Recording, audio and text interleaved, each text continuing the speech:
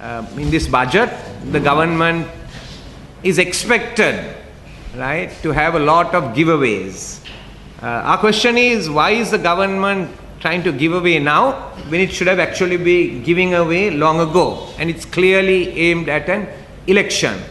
So we expect, right, a salary increase. We want to make sure that this salary increase is at least rupees 10,000 per government employee.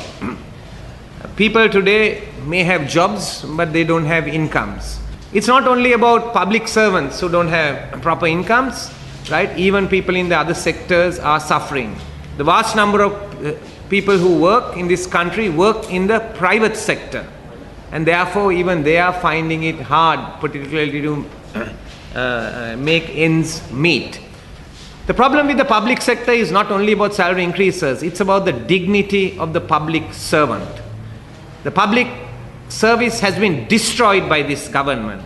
We want to make sure that the dignity of the public sector is restored. This government rewards people with ministries and diplomatic postings when they have done wrong. We will ensure that the judiciary will be allowed to work independently, so that such people will actually be spending their time in jail rather than be rewarded with the benefits of office. This is the only country in the last decade in which the Chief Justice of this country has been removed by parliamentarians who are incompetent to make their judgment, judging that the Chief Justice should be removed without incorporating a judicial process. Therefore, people have lost confidence. We want public servants to have confidence that if they do the right thing, they will not be transferred out. A police official who goes and actually takes a person who is trading in drugs, and if that Mudalali has a connection to a politician, he will be transferred. That is why public officials cannot do their work independently. We all agree that there are some public officials who are corrupt, but the public service as a whole, we must maintain its independence. We also want to bring down the prices of fuel. Out of a litre of fuel, nearly 50 rupees is taxes.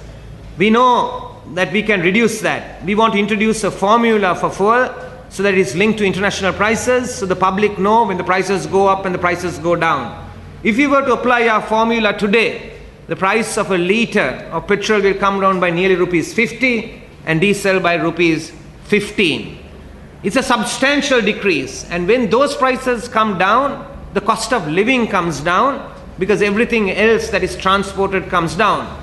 In addition to that, when fuel prices come down and electricity prices follow, it increases the efficiency of our factories. It increases the efficiency of our production, so that Sri Lankan exports will be more competitive globally, and we can reverse the trend of Sri Lanka's world trade gradually going down as a part of total world trade. We also want to express our concern that Sri Lanka has been served by the European Commission a red card in terms of its exports to Europe, in terms of fishing.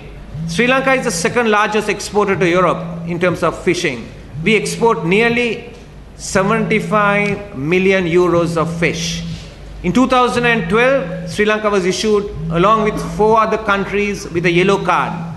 The yellow card for those 4 countries were removed just 10 days ago, but Sri Lanka received a red card. What that means is Sri Lanka's exports to the European Commission countries will not be permitted after January 2015. This reminds us of how Sri Lanka handled its GSP plus problem. Some businessmen advised the government that we can go ahead with our garments industry without GSP plus. What has happened 3-4 years later? Our garment factories are closing down. The small and medium garment factories have been closing down. Workers have been losing their jobs. We have lost a part of our market in Europe, and that is because we didn't get GSP. We had an opportunity in January this year to renegotiate it, but the government did not pursue that course. The same thing is happening to the fisheries industry. Sri Lanka's exports and Sri Lanka's percentage of world trade has been coming down over a period of time.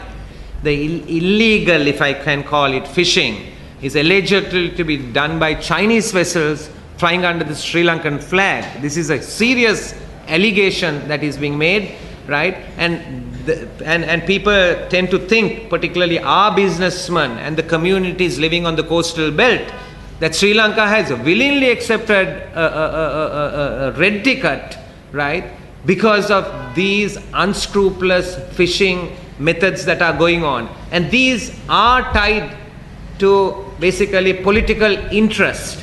And therefore, because that's going on, that Sri Lanka developing its own fishing and selling it into the European market, right, is being sacrificed because of these corrupt practices. And that must be completely denounced. We're asking the government to come clean, to be transparent. We want the European market. We want our businessmen to sell our fish, our tuna, our prawns to those markets because we want the foreign exchange. Therefore, we are urging the government basically to immediately take action to comply with international law on fisheries and also the Asian laws on fisheries so that our fisheries exports could continue to go into Europe.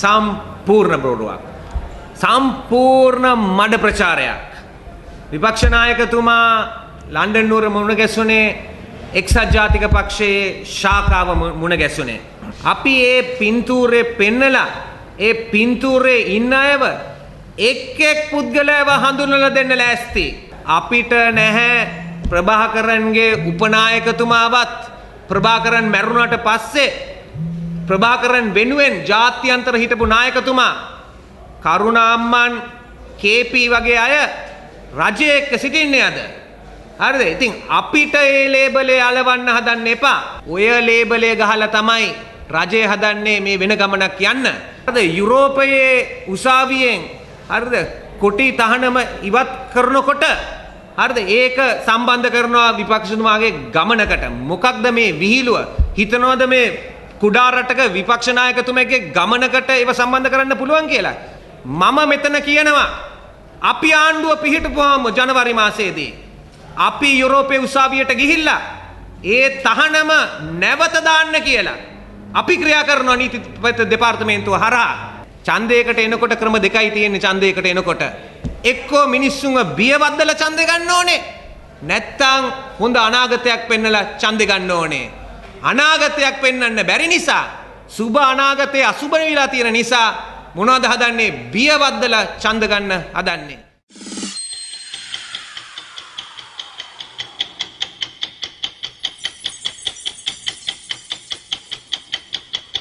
50 years of strength, trust and stability, offering high security and the best return for your investments.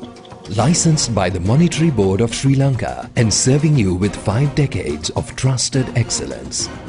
Mercantile Investments and Finance PLC, service that extends beyond. Call 0112 348 348.